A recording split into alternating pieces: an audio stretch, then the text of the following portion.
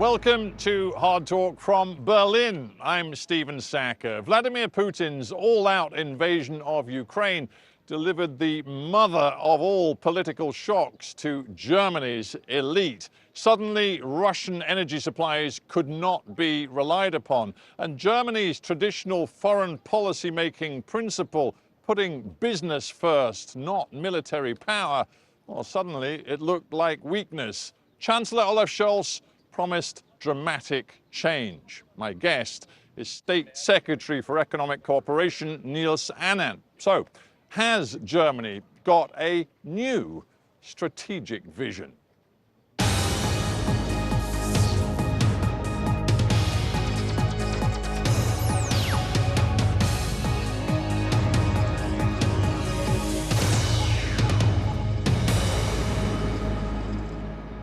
Niels Annan, welcome to Hard Talk.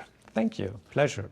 Well, it's great to be here. Let's start with the war in Ukraine. I think there's no doubt that Putin's invasion of Ukraine shocked Germany. Would it be fair to say it has also destabilized Germany?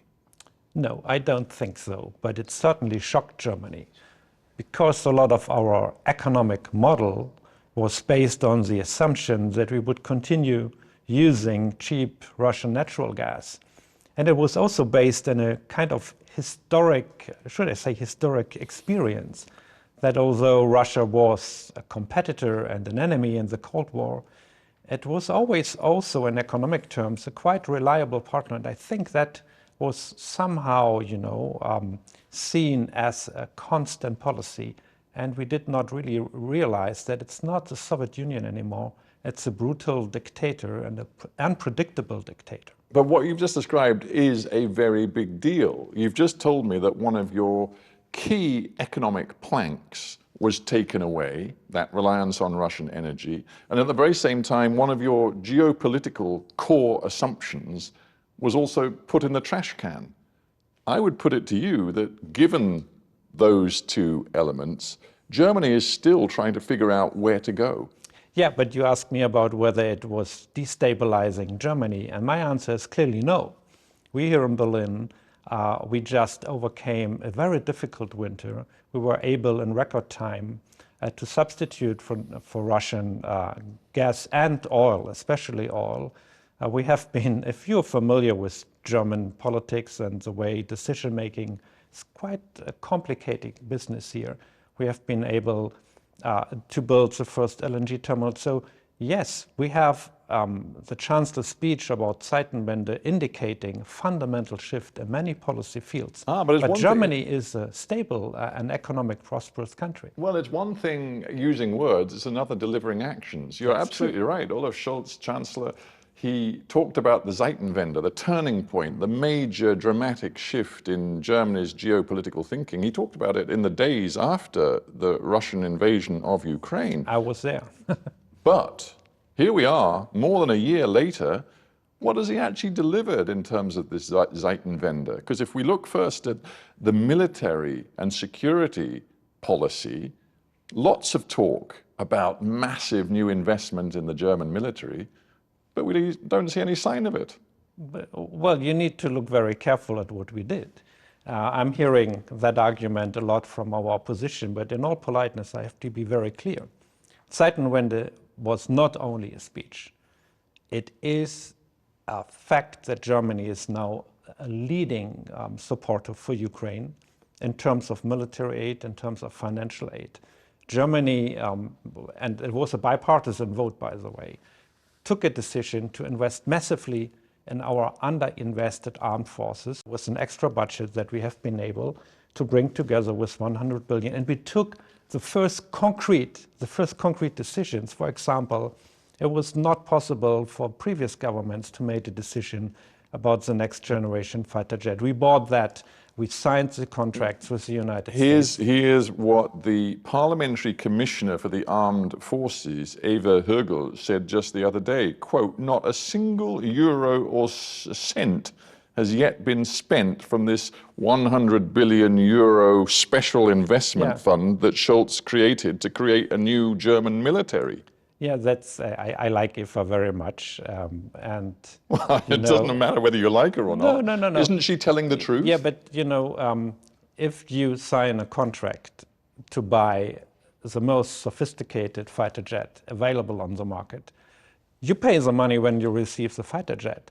So this is a rather theoretical question, and it's also have to be said that the 100 billion extra budget is for the next years. Because we saw, if we saw that we need to give a fundamental new way of funding to what the armed forces need. So the question, how much is spent today, is not indicating about decisions, hard decisions that Germany has made. Right, but we can at least judge intent on the basis, for example, of the defense budget. And the defense budget for this year is not going to get anywhere close to Germany's promise to meet the 2% of GDP defense spending commitment that NATO expects. In fact, your defense spending right now is pretty much the same as it was last year. Yeah, I would dispute the message behind that discussion that we're having a lot here in Germany. Because the way that we choose, that the Chancellor made clear with the Zeitenwende speech, is undeniably that we will reinvest in our armed forces. And we have issues. But that's words. No, it's not words. We have issues with the way the armed forces, in a very bureaucratic set of institutions, sometimes competing institutions, are able to implement that.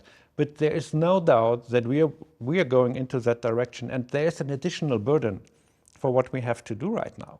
We have an armed forces, brave men and women who are great soldiers, but haven't received the necessary funding. So now we are giving away some of our most valuable assets to help Ukraine to defend itself.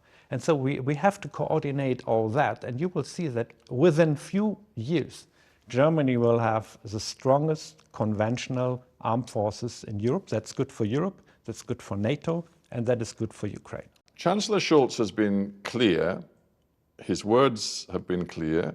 He says Putin cannot win. You were very candid with me earlier when you said my party, and indeed Germany as a country, for a long time, had a strategic position which said a warm and very close economic relationship with Moscow was a good thing for Germany. Isn't the truth that inside your own party, the SPD, the Social Democratic Party, there are still very significant voices who even now think it is important to maintain an outreach strategy to Moscow?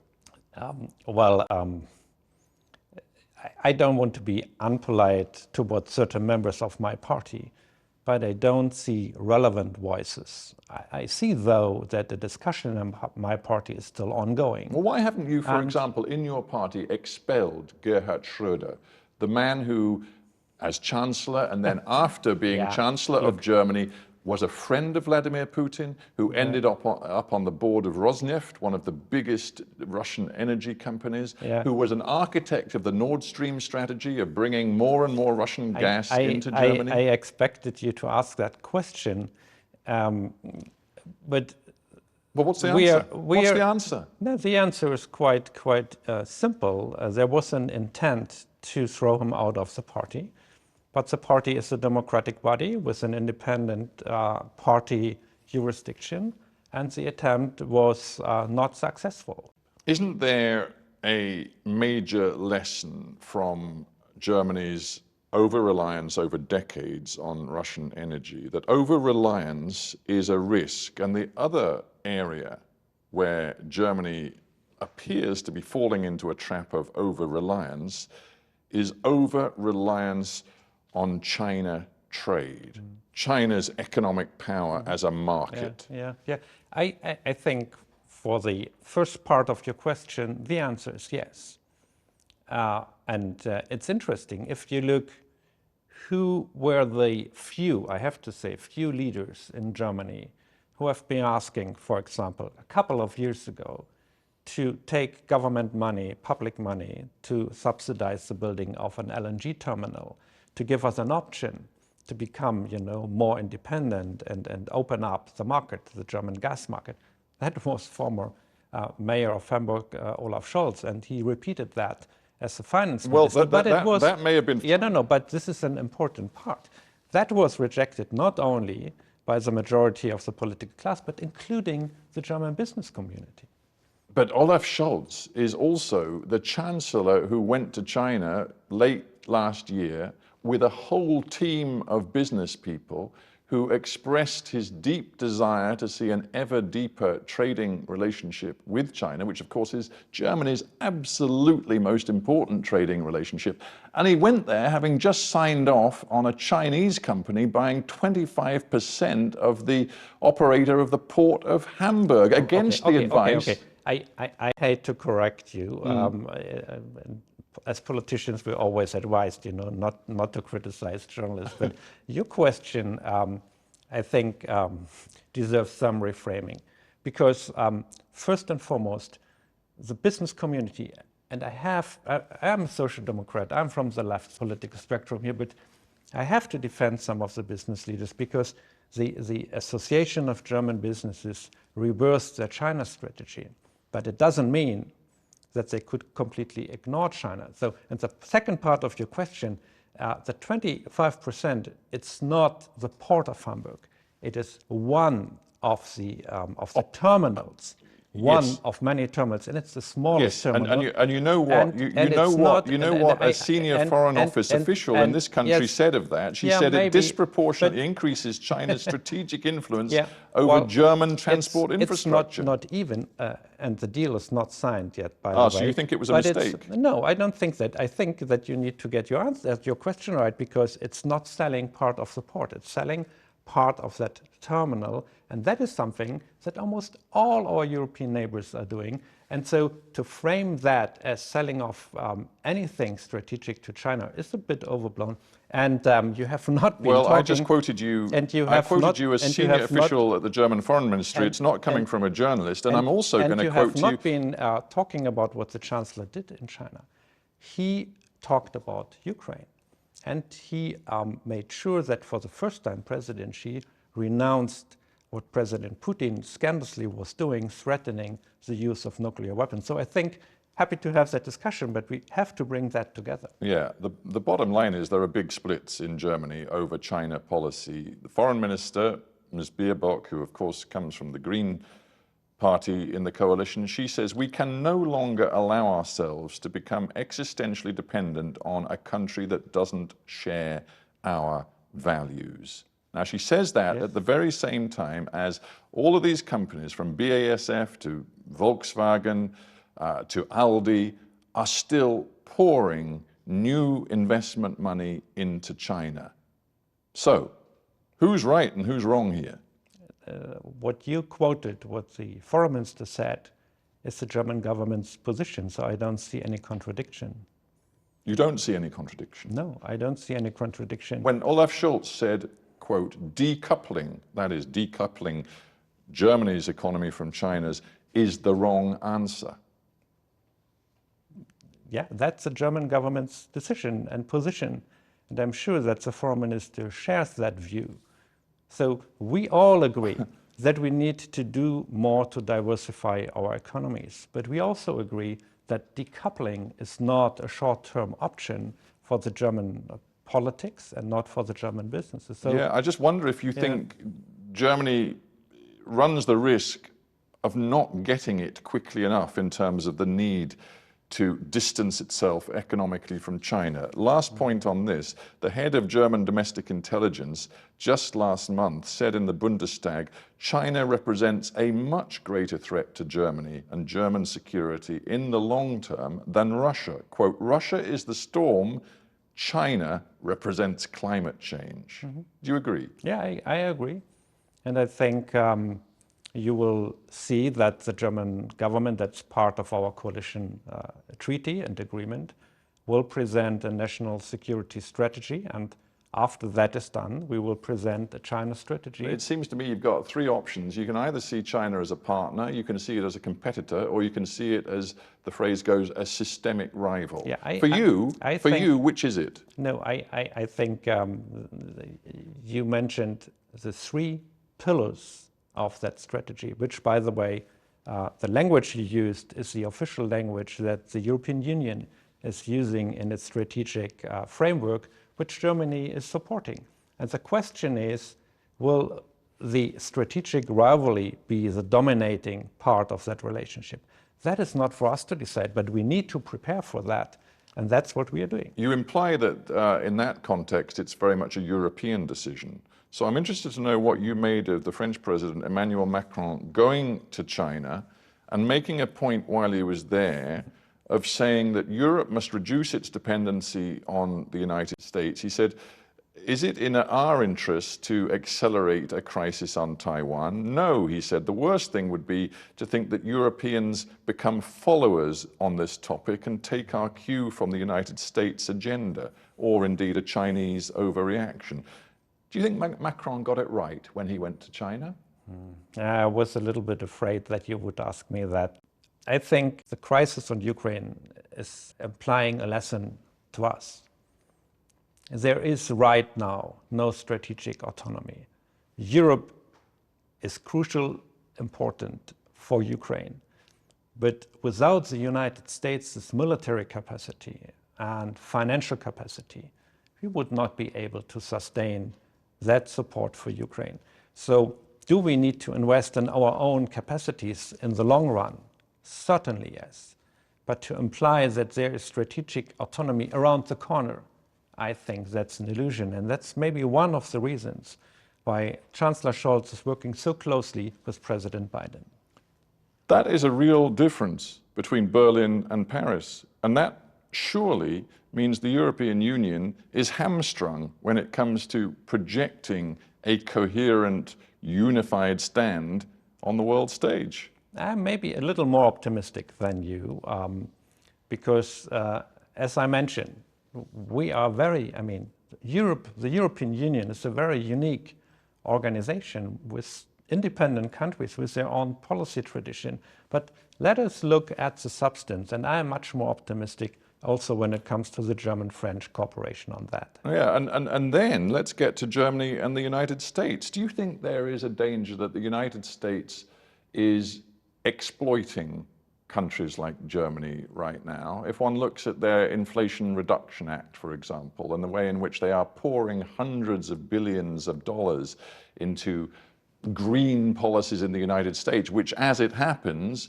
will allow them to favor homegrown car manufacturers, for example, as they develop their electronic vehicle sector, at the expense, probably, of European car manufacturers. Yeah, well, I think within the Inflation Reduction Act, there are elements that are of concern for us. And we see that in certain segments of the German industry, companies are looking at, American offers, maybe even to invest in the United States.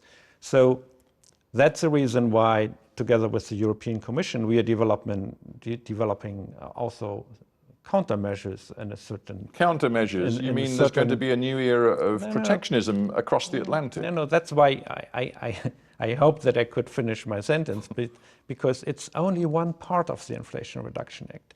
If we look at that in a whole, we should be maybe happy that finally, I might say, the United States are stepping up their engagement in investing in green infrastructure, in green energy, and finally keeping up, with the commitments that they signed. So it's a mixed balance, and I think there is more to win to work together. But the United States, they know that, if they're introducing certain policies, Europe as a market, as a common market, is a formidable actor on the global stage, and we made that very clear. Before we end, I do want to address something which is very much in your domain as State Secretary in this particular ministry concerned with economic assistance and development around the world. Would you accept that the geopolitical rivalries that we see today and that we've discussed in terms of reaction and fallout from the Ukraine invasion by Russia, those geopolitical rivalries and tensions are making economic assistance and the working of the World Bank and the IMF as multilateral institutions more and more difficult? Yes, I would agree. That's one of the reasons why the German government, Minister Schulz, together with Secretary Yellen, finance minister from the US, proposed reforms on the World Bank, make that institution more efficient. We see that we have increased demands on almost all levels, fighting poverty, the health crisis is not overcome. And we mentioned, I think, in our conversation, the climate crisis. So we are in a situation that is quite dramatic and where we need more international cooperation. Well, what is happening is the contrary. So the global political tensions, Ukraine, China, and another, are making that much more difficult. But here's what The Economist magazine says. Right now, China is trying to build an alternative global order, and America is turning inward. And it is China that appears to be, in a sense, making the weather when it comes to attracting emerging economies to its model. So maybe German soft power isn't working. Well, there is a clear challenge. The Chinese are trying to compete, also building their own institutions. The BRICS Bank, the New Development Bank, other development instruments that they're trying to compete, with the traditional Western Bretton Woods institutions. We have also reasons to be confident that our system delivers. Yes, it's true with the Belt and Road Initiative. China has been able to, especially in Africa, but also Central Asia and other parts of the globe, to leave its footprint. But if you talk to the countries that accepted Chinese loans, there's a lot of disappointment. They see that they're getting into a new debt trap. And so we need to be more efficient. We need to be aware that we need to mobilize resources, not only government spending, because that alone will not do the trick. We need to include the private sector. But we also, I think, should not copy the Chinese system, because then we would repeat the mistakes that the Chinese have been doing, for example, in countries in Africa, but also in other parts of the world. Just a few hundred meters from where we sit is one of the big remaining chunks of the Berlin Wall.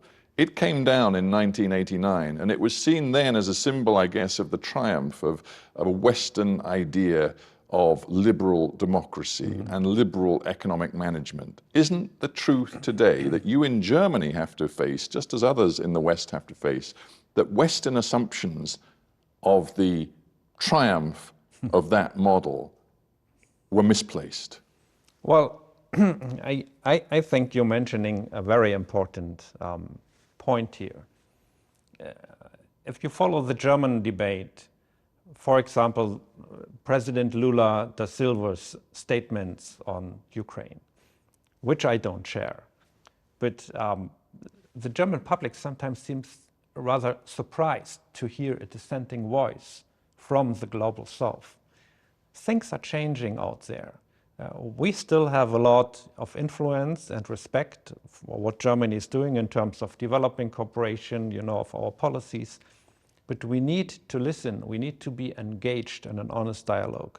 Otherwise, we will not be able to make our argument. At times where everybody was looking north to the rich Western countries, looking to imitate our economic and political model, these days are probably over, but that doesn't mean that we cannot build alliances, but you need to be there. And that's why we used our G7 presidency to invite the South African president, the president from Senegal, the Indian prime minister, and others. And that dialogue is so crucial, and that's why development cooperation maybe is more important than ever in these crazy days. Niels Annan, we have to end there, but I thank you very much indeed for joining me on HARDtalk. Thank you. My pleasure. Thank you.